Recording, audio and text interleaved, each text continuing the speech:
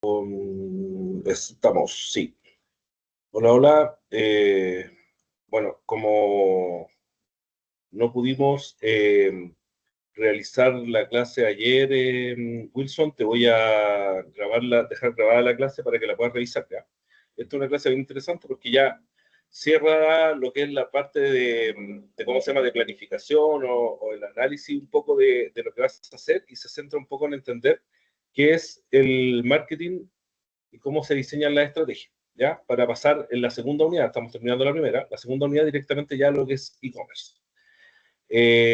Voy a proyectar. Bueno, el objetivo de esta clase es básicamente diseñar una estrategia en función del análisis situacional realizado. Es súper importante entender que las estrategias no se desarrollan de la nada, ya no se sacan de un sombrero, como siempre digo en clase, sino que en realidad son la respuesta a las oportunidades que detectamos o las amenazas también que podemos encontrar, potenciando nuestras debilidades y fortalezas. Por eso es tan importante hacer un análisis exhaustivo de todo lo que engloba a nuestro e-commerce, ¿ya? Bueno, lo último que vimos fue segmentación, entendimos un poquito cómo funcionaba la estructura de la segmentación en esta transición hacia lo que es el marketing digital, entender la huella digital, entender un poquito cómo funciona este cambio de temperatura que los clientes van pasando en la medida que no nos conocen y avanzan hacia la compra. Todo esto significa que nosotros tenemos que diseñar estrategias y acciones concretas para poder acompañarlo en este proceso. Bueno, acá vamos a empezar a ver lo que es el grupo objetivo, ¿ya? El grupo objetivo en términos sencillos y sin llevarlo al lenguaje tan complejo, es básicamente el grupo de personas al cual nosotros queremos apuntar. Acá al grupo objetivo se le puede conocer como el target, se le puede conocer como audiencia objetivo, público objetivo. Todos son sinónimos y reflejan lo mismo. Es el grupo de personas a las cuales nosotros queremos apuntar. Cuando nosotros construimos el grupo objetivo, lo primero es hacer la segmentación. Ese es el paso 1. La segmentación significa que nosotros hacemos esta división de estos grupos heterogéneos para dividirlo en grupos pequeños y homogéneos, y después, de acuerdo a las características que ellos tienen, que se hace que se vuelva más rentable o, no sé, es más factible poder orientar en la selección de este grupo a poder elegir hacia quiénes vamos a apuntar. Aquí nosotros vamos a cruzar las variables demográficas, conductuales, psicográficas y geográficas. De esta manera nosotros vamos a poder tener un grupo de personas que tienen una necesidad y además vamos a poder establecer el tamaño de este mercado y la rentabilidad potencial que este tiene. Una vez que nosotros lo desarrollamos, vamos a estructurar lo que es el perfil detallado, donde nosotros vamos a armar este resumen de cómo se llama, de segmentos que elegimos para poder abordarlo. Y en función de eso se empiezan a desarrollar estrategias que deben ser coherentes con este segmento. O sea, por ejemplo, si tú quieres apuntar a los segmentos A, B con un producto de lujo, tienes que elegir la plaza y la zona específica donde tú quieres abordarlo. No simplemente desarrollarlo como te tinca, porque en realidad tiene que haber una coherencia. Es súper importante que en el desarrollo estratégico haya una coherencia entre lo que es tu análisis situacional y las propuestas que vas a realizar. Acá vemos, por ejemplo, que está el grupo objetivo, que se construye a base de la segmentación geográfica, demográfica, psicográfica y conductual, y se puede agregar algún criterio adicional, por ejemplo, el ciclo de vida del producto, o sea, del grupo objetivo, podemos agregar la segmentación generacional, podemos agregar la segmentación Lojas, no sé, la que estimes conveniente. Lo importante es que el grupo objetivo es construido por los diferentes tipos de segmentación. Acá vemos un ejemplo donde hombres y mujeres, o sea, es construido por hombres y mujeres, factores demográficos, de 28 a 45 años, factores demográficos, de grupos socioeconómicos C2, C3, profesionales que habitúan salir a comer 2 o 3 veces al mes a restaurantes, van a gimnasio y buscan lugares para comer que ofrezcan comida saludable y orgánicamente producida. Acá, si te das cuenta, la construcción de este grupo objetivo logra condensar, concentrar los criterios de segmentación de manera tal que se entienda claramente cuál es el perfil de las personas que queremos, ¿ya? Pero en esto hay un error. Te voy a dar un par de segundos para que lo mires. Si es necesario, pausa el video para que puedas pensar cuál es el error que hay en este grupo objetivo, porque hay que recordar que el grupo objetivo está construido por todas las variables de segmentación, y de ellas extraemos los grupos más importantes y los establecemos. Entonces, cuando nosotros miramos esto, tenemos que asegurarnos de que esté todas las variables. ¿Lo encontraste? Espero que sí. Efectivamente, lo que falta en este grupo objetivo es la variable geográfica. Si tú le entregas esta variable a una, o sea, este grupo objetivo a una agencia, la agencia lo podría hacer a nivel Chile, a nivel, ¿cómo se llama?, región metropolitana, y no excluir las zonas, por ejemplo, que no podrías abastecer. Es importante que el grupo objetivo sea construido con todas las variables, ¿ya? Una vez que desarrollaste eso, vamos a pasar a lo que es la construcción de objetivos, cómo se desarrollan. Y para eso se utiliza las características SMART. ¿Qué significa? SMART es de específico. Tiene que ser el objetivo detallado, siempre de manera muy concreta, nunca abstracto. Partir con un verbo en infinitivo. Infinitivo significa que no está conjugado. Son todos los verbos terminados en ar, ir. Crecer, lograr, alcanzar, aumentar, vender, no sé, informar, ¿ya? Y en positivo. Tiene que ser específico, tiene que decir claramente el verbo y lo que quieres hacer. Aumentar las ventas de zapatos. Con eso podemos decir que el objetivo es específico. Tiene que ser medible. El medible responde a cuánto quieres lograr con ese verbo que tú me dijiste. Para eso tiene que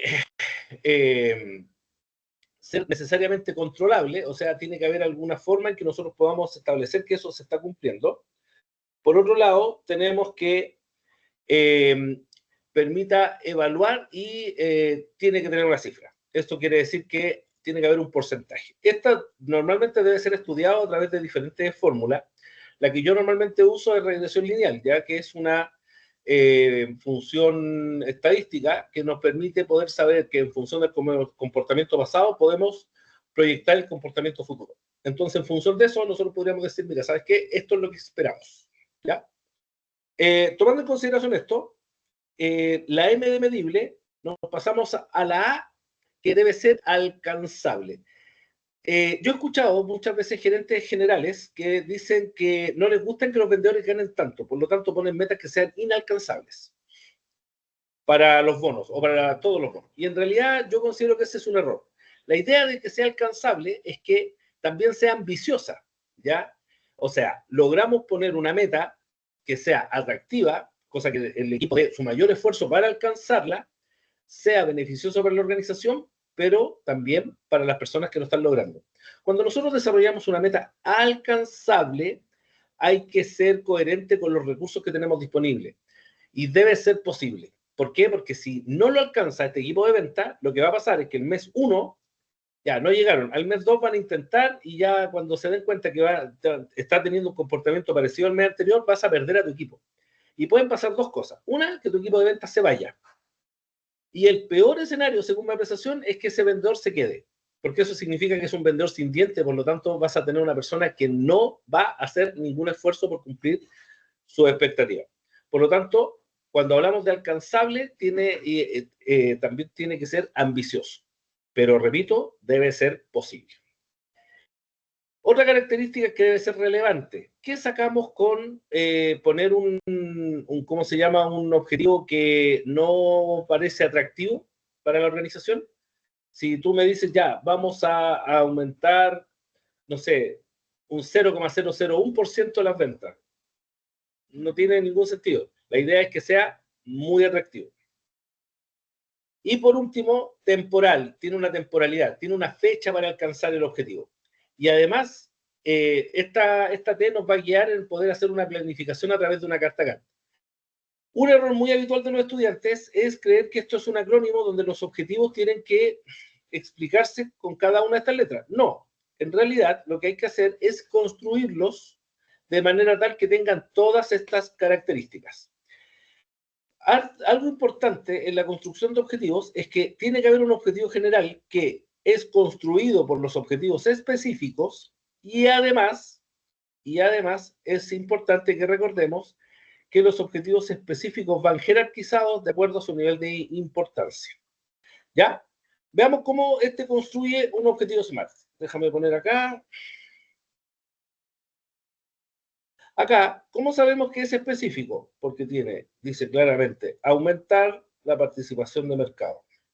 Incluso nos dice con qué línea. Por lo tanto, eso nos hace pensar que es específico. Después nos vamos al medible, y el medible nos dice un 5%. Esto es medible. Después de eso, nos vamos a alcanzable y realista. Bueno, acá no tengo manera de demostrarlo en el ejercicio, pero técnicamente este 5% nuevamente debería ser alcanzable y realista. ¿Por qué? Porque este es un análisis que se debe hacer en función del comportamiento previo de participación de mercado. Y por último, tenemos acá, donde tenemos la temporalidad. Con esto, nosotros ya podemos decir, este objetivo es SMART. Después tenemos por acá ¿cómo se llama? Otro objetivo que nos dice más o menos lo mismo, lo puse en rojo. Habilitar puntos de venta, eso es específico. Ahora lo puse arriba. Después nos cambiamos al verde y estos 1220 puntos de venta hacen que sea medible.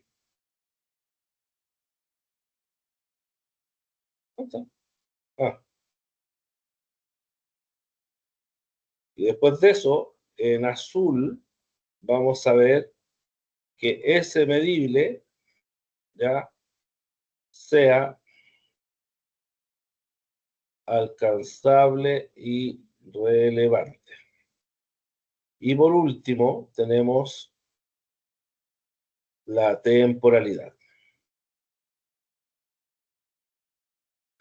Nuevamente nos damos cuenta que este objetivo sigue cumpliendo con los criterios establecidos. Ahora, acá, por ejemplo, en este segundo objetivo específico, también podríamos construir una serie de criterios, y este de hecho es un ejercicio que yo hago en clase. ¿Por qué? Porque hay que determinar si es SMART o no. Y donde termina habiendo algún nivel de discusión es aquí. ¿Por qué? Porque el medible es el que no aparece. Pero de alguna manera este objetivo, a través de un sistema, para tal fecha nos dice que el 31 de julio tiene que esto estar construido, o implementado en el sistema CRM. Por lo tanto, es SMART porque básicamente nos dice que la medición con la que nosotros podríamos cumplir es el 100% de la implementación para esa fecha. ¿Ya? Entendiendo eso, vamos a pasar ya al mix de marketing. De todas maneras, Wilson, si tienes alguna duda, tú tienes mi número, me vas hablando y lo vamos revisando, ¿ya? Pero la idea es que puedas avanzar por ti solo. Bueno, el mix de marketing es un concepto muy conocido y atribuido a lo que es Philip Kotler, que lo define como el mix de marketing como un conjunto de herramientas tácticas controlables de la mercadotecnia que la empresa combina para producir una respuesta deseada en el mercado meta, o sea, en el grupo objetivo. La mezcla de mercadotecnia incluye todo lo que la empresa puede hacer para influir en la demanda del producto, o sea, hacer que la gente lo requiera. Pero este concepto del mix de marketing en realidad es de Jerome McCarthy. ¿Ya? Él fue el creador de este concepto y él fue el que lo hizo famoso finalmente. Cuando hablamos de las P, el mix de marketing, estamos hablando de las P. La primera es el producto. ¿Qué es el producto? Estamos hablando de el bien que tú quieres comercializar. Lo que nosotros vamos a corregir en el producto está en función de sus características, el valor de marca, la variedad el diseño que tenga este producto, el envase, el packaging, ya sea el primario, que es el que está en directo contacto con el producto, el secundario, que contiene el packaging primario, o el terciario. Por ejemplo, una cerveza. Una cerveza, el primario sería la botella o la lata que está con la cerveza, que contiene la cerveza. El secundario es, no sé, esas cajas que venden en el supermercado donde vienen 24 cervezas de lata en una caja. Y el terciario sería este sistema de pallet que se utiliza para poder transportar. Tenemos la posibilidad de mejorar el servicio. Por ejemplo, podríamos hacer que un producto tenga una determinada cualidad. Por ejemplo, esta cerveza, ya que estábamos hablando de ella, que esté fría cuando la van a comprar. Ese tipo de cosas son lo que nosotros le vamos a denominar servicio. El servicio es inseparable del producto. ¿Ya? Eso es un concepto bien entretenido que hay que revisar. ¿Por qué? Porque en realidad el producto por sí solo entrega servicios. O sea, ya del hecho, por ejemplo, que esté disponible en un determinado lugar, ya es un servicio que tú le estás entregando a la persona. Y eso lo puedes potenciar. Y el concepto de calidad que lo vamos a ver en la medida que vamos avanzando a lo largo del curso. Todas estas variables son las que tú puedes modificar en esta P. Ahora, de acuerdo a lo que vamos a ver más adelante, cuando veamos el ciclo de vida del producto, nosotros vamos a hacer modificaciones con focos estratégicos en las características, en la marca, en la variedad, en el diseño, en el packaging, en el servicio, en la calidad. ¿Ya? Los tipos de productos son bienes duraderos, bienes no duraderos y servicios. Los bienes duraderos son aquellos que sobreviven al consumo. En alguna de las clases anteriores te decía que el consumidor es aquel que destruye el producto, ¿cierto? Por lo tanto, los bienes duraderos son aquellos productos que cuando se utilizan sobreviven a él. Por ejemplo, el refrigerador donde está la niña. Ese tú lo sacas de la caja y ya no es un producto nuevo, es un producto usado. Pero a pesar de que cambió su estado, sigue siendo funcional, sigue estando disponible. No así los bienes no duraderos, que son los que no sobreviven al consumo. Por ejemplo, un yogur, un aceite, un jurel, una galleta, que una vez que se consumió, ya ese producto deja de estar disponible. Y por último tenemos lo que es el servicio. Y el servicio, si bien es cierto, la manera más fácil de definirlo en clase es cuando es un intangible, es importante que nosotros entendamos que el servicio se produce y se consume al mismo tiempo. Esa es la gran cualidad que tiene.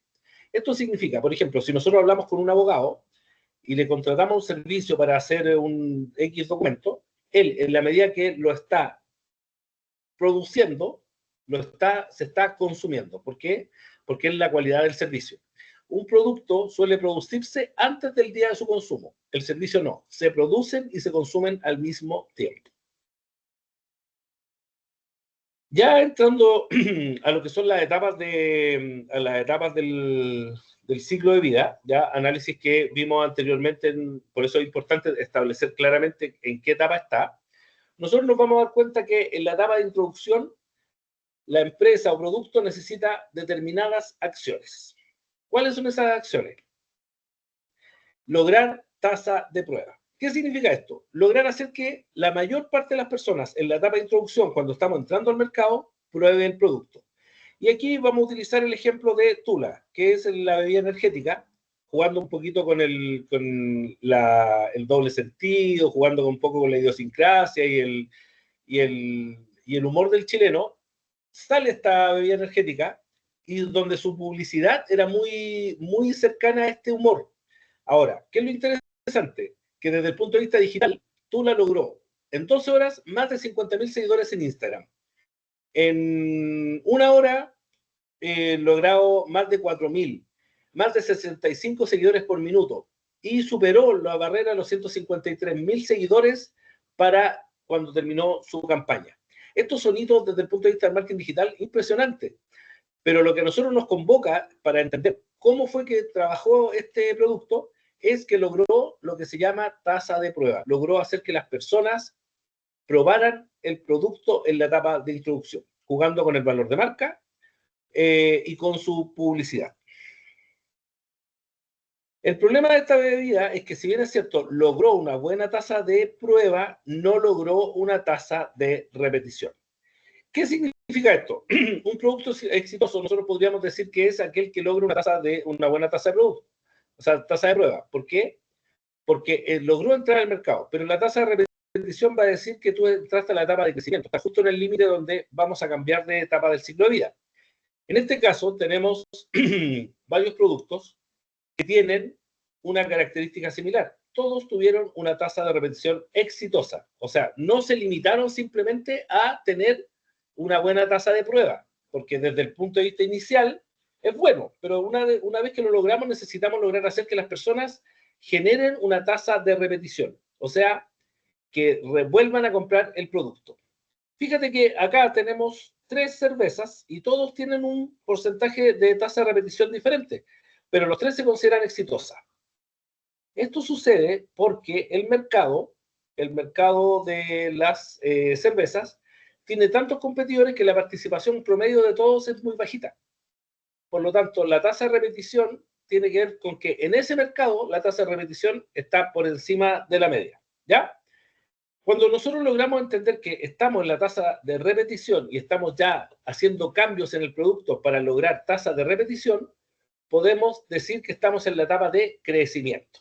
¿Qué significa la etapa de crecimiento? Donde la empresa alcanza una aceleración en las ventas, tiende a ser un periodo muy, muy bonito para los emprendedores principalmente, que empiezan a vender en grandes cantidades, y eso provoca que el negocio sea muy, muy atractivo, muy entretenido, pero también complejo porque hay veces que nos confundimos. Acá vamos a ver ¿cómo se llama? Revisión de lo que es la tasa de repetición, donde nos damos cuenta que estos pasos de abajo son de marketing y estos son del producto. Por lo tanto, nos vamos dando cuenta que en la medida que lo van conociendo, va bajando la consideración y en función de la cantidad de personas que lo probó, se queda finalmente como tasa de repetición. ¿Qué es lo importante acá? Darnos cuenta y reconocer estos momentos. ¿Por qué? Porque cuando nosotros vamos a hacer una propuesta en función de las características iniciales que vimos en la P de producto, nosotros podríamos decir, mira, ¿sabes qué? Nos dimos cuenta que queremos hacer una mejor tasa de repetición y eso va a significar que vamos a aumentar la variedad de aromas. O vamos a cambiar la receta porque vimos que a la gente no le gustó. No sé, va a depender de la naturaleza de lo que tú quieras hacer, pero lo importante es que la tasa de repetición debe guiar, lograr aumentar la tasa de repetición debe guiar el proceso de cambio. No es simplemente porque me tincó, tiene que ser con el objeto de lograr una mayor tasa de repetición. Cuando nosotros llegamos a este proceso y logramos establecernos y hacer que las ventas sean relativamente planas, relativamente parejas, nos encontramos con que el producto, los cambios que vamos a desarrollar en el producto van a ser en función de ¿qué? De poder aumentar esta estabilidad. Suele ser que en la etapa de madurez las personas o las empresas se quedan como muy cómodas. ¿Por qué? Porque tienen un cierto grado de ingreso estable, no representan una mayor complicación, ¿cierto? Bueno, esto así como tal, termina siendo muy riesgoso si nosotros no hacemos nada. Para entender esta estrategia, la estrategia que se utiliza en la etapa de madurez, vamos a pensar en Coca-Cola, ¿ya? Con la estrategia de volumen y frecuencia. Frecuencia es determinada cantidad de veces en un tiempo. Entonces, vamos a pensar que Coca-Cola entró con la idea inicial de que las personas consumieron el producto en las festividades. Esa era la frecuencia. ¿Cada cuántas veces? No sé, una vez al mes, una fiesta familiar, una junta. Empezó a promover que el consumo de la bebida fuera en los momentos que la familia se reunía, por decir, los amigos se reunían. Después de eso se dio cuenta que en realidad necesitaba seguir aumentando la frecuencia y desarrolló estrategias para poder cambiar el producto y penetrar en lo que son las comidas. La frecuencia era lograr hacer que las personas comieran con bebida. Entonces ahora nos encontramos con que la gente almuerza con Coca-Cola, cena con Coca-Cola, toma once, incluso hay personas que toman desayuno con esta bebida. Eso es frecuencia, o sea, se concentró la marca en aumentar la cantidad de veces que las personas consumían. Vamos a limitar Coca-Cola hasta acá porque en realidad si lo revisamos más va a ser muy profundo. Pero con este concepto ya podemos entender que ellos penetraron en hartas comidas. Ya, vamos a suponer que ya no logra aumentar más frecuencia. Entonces, tenemos que seguir haciendo crecer la organización. Y esto hace que nos concentremos en lo que se llama volumen. O sea, por cada vez que las personas compran, vamos a hacer que la gente consuma más. Si pensamos 15 años, 20 años atrás, una familia promedio tomaba, de 4 personas, tomaba sin problema 1 litro de bebida y alcanzaba para todos. Hoy, como están las cosas, no. Hoy día una familia sin problemas puede estar tomando 2 litros, incluso 3 litros de bebida por día. Y eso es ¿por qué? Porque la estrategia fue en el packaging, o sea, en la variedad de los envases. Empezar a hacer que la bebida de 2 litros aumentara a 2 litros y medio y 3 litros. Esto es el concepto de volumen y frecuencia, o sea, aumentar ya sea la cantidad de veces que la gente compra o aumentar la cantidad que compra cada vez que compra. Una vez en clase me hicieron una pregunta muy interesante.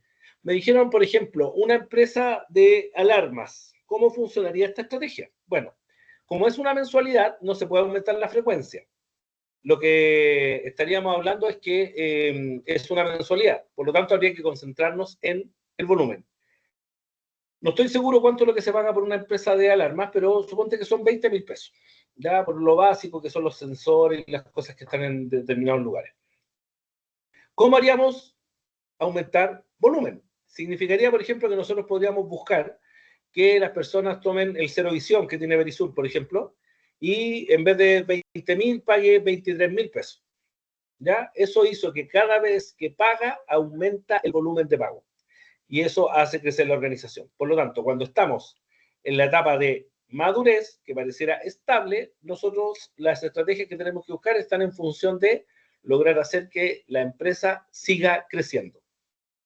En la etapa de declive hay pocas estrategias que tienen relación directamente con el producto, ¿ya? Pero en general están asociados a utilizar la marca, aprovechamiento de ¿cómo se llama?, de lo que lograron hacer, tratar de reducir los gastos promocionales, pero yo les recomiendo que no lleguemos acá. Es una tarea muy titánica poder levantar una empresa cuando llegó a esto, simplemente porque no desarrollamos las estrategias correspondientes en los puntos anteriores. Después de eso pasamos a la segunda P, que es la P de precio.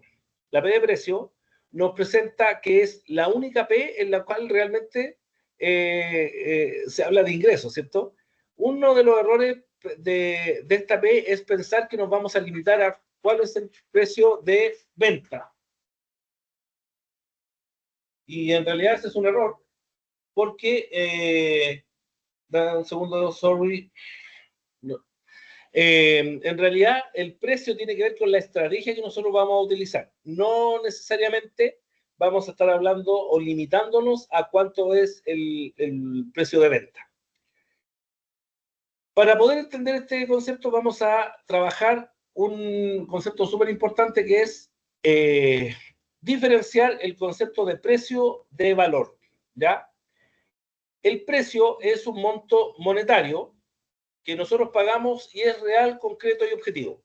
¿Qué significa esto? Que si yo te digo 2.000, tú en tu mente entiendes 2.000. Y si yo te paso 1.000 pesos, tú vas a darte cuenta de que te faltan 1.000 pesos, porque es sumamente objetivo, es fácil de establecer. En cambio, el valor no. El valor tiene relación con otros factores que son más complejos de poder analizar porque son de carácter subjetivo. La percepción de valor, qué tan valioso o funcional es para mí, y eso hace que yo genere un análisis diferente con respecto al mismo producto. De hecho, de aquí viene el concepto de caro o barato. Cuando nosotros escuchamos a alguien que dice que algo es caro o barato, tiene relación, o sea, es en función de una relación entre el precio y el valor percibido. Me explico. Por ejemplo, una persona que dice que algo es caro significa que el valor que pagó, o sea, el precio monetario, el valor que pagó está por encima de la percepción de utilidad o beneficio que el producto le entrega. Esto hace que la persona sienta que este producto es caro. Por el contrario, cuando hablamos de que un producto es barato, significa que el precio que pagó esta persona está por debajo de la percepción de utilidad o beneficio que le entrega este producto. De esta manera, lo que nosotros vamos a darnos cuenta es que un equipo de venta, por ejemplo, que está focalizado en el precio, ya es el que te dice, no, lo que pasa es que no vendemos porque somos muy caros. Claro, es porque posiblemente esta persona no ha sido capaz de transmitir el beneficio a las personas con las que está vendiendo. Esa es la gran diferencia entre uno y otro. En lo que se refiere a estrategias de precio, lo primero es establecer que nosotros hay una matriz, que es la matriz de precio de Philip Kotler, que nos sirve para poder establecer el valor de las organizaciones. Cuando nosotros vemos la estrategia de valor, vamos a darnos cuenta que la tendencia inicial es de prácticamente todos los mercados es a dar algún nivel de diagonal. Ya acá es donde nosotros nos vamos a dar cuenta que hay empresas que entregan una calidad alta con precio alto, una calidad media con precio medio y calidad baja con precio baja. Esta es la tendencia de todos los mercados, a generar una suerte de diagonal acá. Esto también nos va a ayudar a poder establecer cuáles son las estrategias de valor, donde nosotros nos concentramos en dar mayor calidad, pero a un precio más asequible. Por ejemplo, la estrategia 2, que sirve para competir con los que están en la estrategia 1 y la estrategia 2. La 3 con la 2, la 5 y la 6. Esa es la gracia, que nosotros podemos establecer dónde queremos estar para poder competir en un determinado mercado.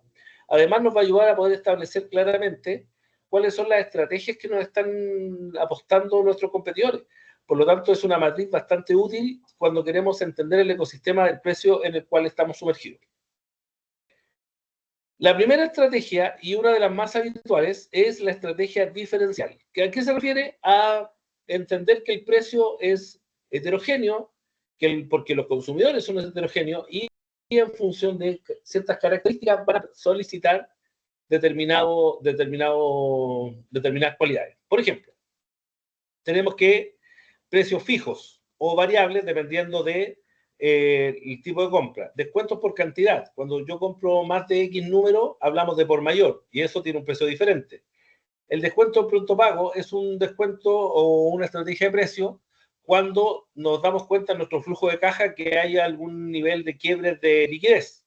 Entonces, no va a alcanzar a pagar esto en tal fecha, por lo tanto busco la forma de hacer que cuentas por cobrar, o sea, personas que me deben algo, me paguen con el objeto de poder producir esta diferencia. Ya este pronto pago es una estrategia principalmente para lograr liquidez. Generar ofertas o descuento aleatorio, este concepto igual es importante porque suele confundirse oferta con promoción. Y no, oferta es cuando se toca el precio. Promoción es cuando nosotros promovemos, comunicamos. Entonces, ¿por qué la gente se confunde? Porque se dice que cuando algo está en oferta, o sea, cuando está en promoción, está en oferta, claro, porque cuando se hace una oferta se quiere comunicar. Bueno, la gente se confunde, pero nosotros no necesariamente tenemos que hacerlo. Y descuentos periódicos es, por ejemplo, en un fin de temporada. No sé, los trajes de baño, los huevitos en temporada de Pascua, todos esos productos que sabemos que termina la temporada y tiende a bajar la demanda. Entonces, para no incurrir en gastos de bodegaje o cosas por el estilo, lo que hacen las organizaciones es darlo a un precio rebajado. Esta rebaja incluso, dependiendo de la naturaleza, puede estar incluso por debajo del precio costo. Así que ahí hay que estar mirando. Y por otro lado tenemos los precios éticos, que es cuando la gente paga lo que considera que algo vale. En Estados Unidos, por ejemplo, se ha implementado que vayas a un restaurante, comas y paguen lo que crees que vale el plato. ¿Ya? Ese es el sueldo, o sea, el precio ético. Después tenemos, dentro de las estrategias competitivas, todas aquellas estrategias que se centran en manejar el precio en movimiento de una manera dinámica en función del comportamiento que tienen tus competidores. Esto quiere decir que si el mercado sube los precios, tú subes los precios. Si el mercado baja los precios, tú bajas los precios. Y está en una guerra de precios constante. a mí esta estrategia me parece muy frágil. ¿Por qué? Porque nadie se ve beneficiado, excepto el consumidor, cuando hay una guerra de precios, cuando estamos constantemente compitiendo por el liderazgo de precios. ¿Por qué? Porque eso significa que las empresas no están añadiendo valor, no están sabiendo vender valor. Y eso es lo que yo creo más peligroso. Después tenemos lo que son las estrategias para productos nuevos, y una de ellas se llama penetración por prestigio. Ya acá en este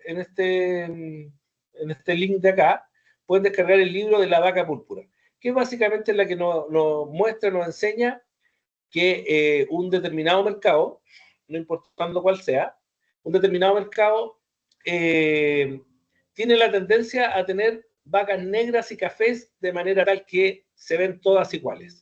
La invitación de este libro, La vaca púrpura, es que el producto sea absolutamente diferente a los demás, sea algo impresionante. Y esto va a permitir hacer que la penetración por prestigio tenga sentido. ¿Por qué? Porque la penetración por prestigio son productos de una alta calidad o estatus, y logra hacer que personas quieran tener eso porque no los tiene nadie más. Suele ser un producto que está asociado a muy buena calidad por el alto precio, pero además tiene que hay muy pocos competidores. ¿Por qué? Porque también la demanda es menor, porque la cantidad de personas que están dispuestas a pagar precios por este tipo de productos también es bajo, ¿ya? Suele ser un público, esta estrategia enfocada en públicos que son insensibles al precio.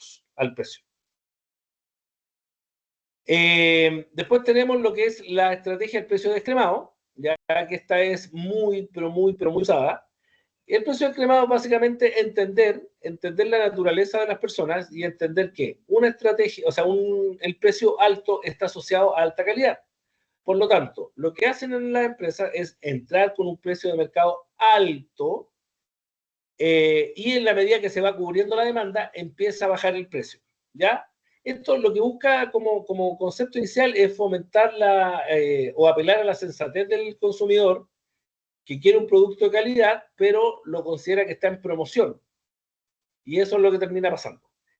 Y la otra posibilidad es el descremado al revés, que se llama, que es cuando tú entras con un precio bajo, como el precio de lanzamiento, y tú lo vas aumentando de a poco, dando la percepción de que el producto es de mejor calidad, ¿ya? Las principales cualidades de esto es que se hace con un producto nuevo, la demanda es inelástica, por lo tanto, el factor precio no genera un incremento tan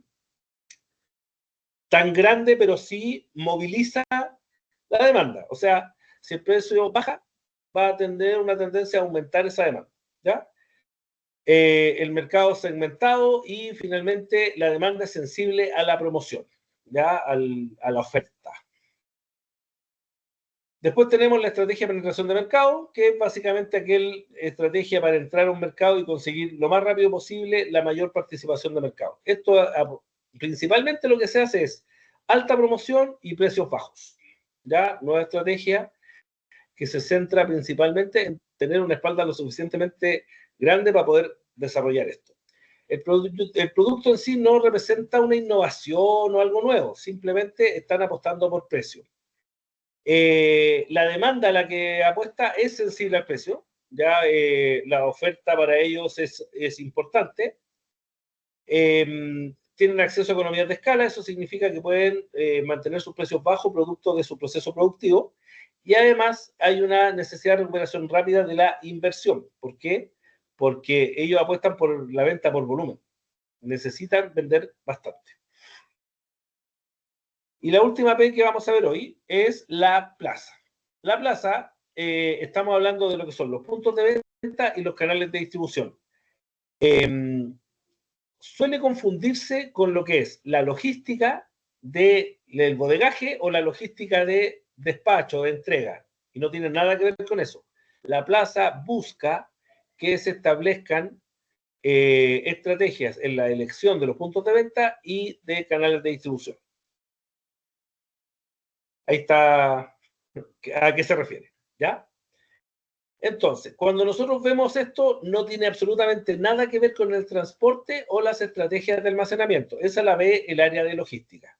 Cuando hablamos de plaza, estamos hablando, por ejemplo, de cuáles serán los canales de distribución. Acá nos damos cuenta que Kotler nos explica que el canal directo es donde el fabricante le vende directo al consumidor final. El corto es donde el fabricante le vende al detallista y el detallista le vende al consumidor final.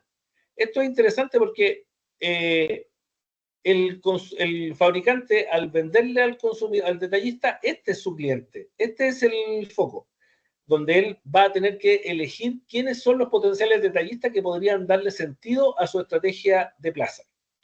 Acá tenemos el largo, donde el fabricante se concentra en los mayoristas, el mayorista en el detallista y el detallista en el consumidor, y el doble o exclusivo es donde el fabricante le vende a un agente los derechos de este producto para que él lo comercialice en un determinado país. Y él se encarga de buscar mayorista, detallista y el detallista al consumidor final. ¿Ya? ¿Cómo se eligen estos ¿cómo se llama? Distribuidores. Por ejemplo, tenemos la distribución exclusiva. ¿Qué es la distribución exclusiva? Donde se elige a una persona para que venda el producto y todos tienen que pasar por él. Aquí este ejemplo es Coslan, que es una empresa que vende bombas de agua, pero ellos tienen ¿cómo se llama? Se me fue la palabra.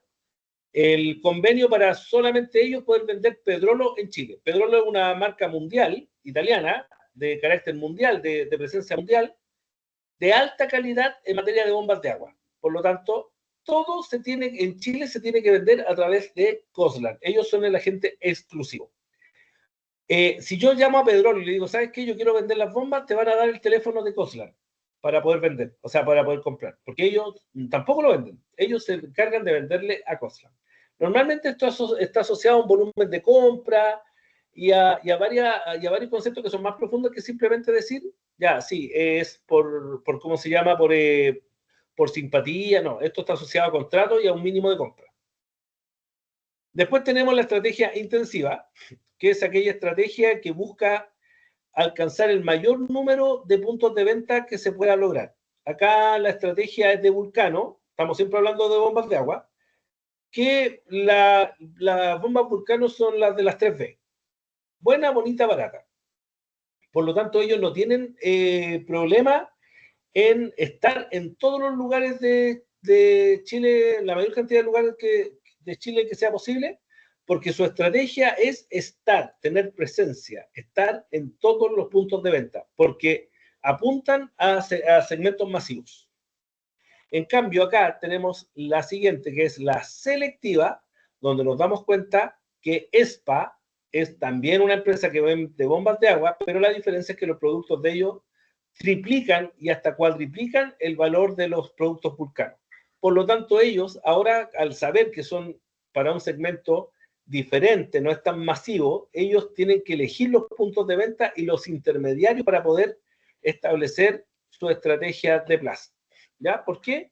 Porque responde a su estrategia de segmentación.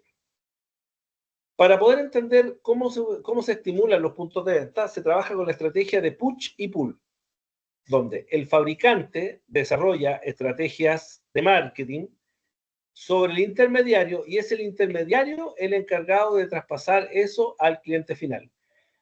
Para efectos prácticos, el fabricante o productor genera la demanda a través de este estímulo de marketing directamente en el intermediario. En cambio, el pull es la estrategia donde el fabricante va directo al cliente final y es el cliente final el que va y le pide los productos al intermediario y el intermediario va a ser el que compre al fabricante. Acá esto es principalmente, estamos hablando de publicidad. Se comunica de manera masiva algún tipo de estrategia, el cliente final se entera y empieza a generarse este proceso.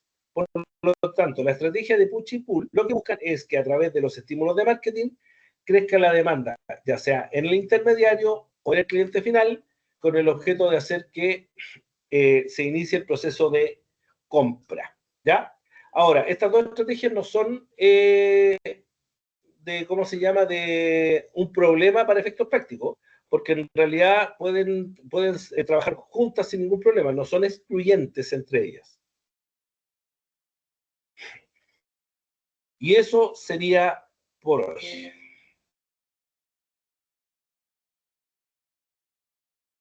Ya, Wilson, ahí quedamos al día. Cualquier cosa me vas consultando. Un abrazo.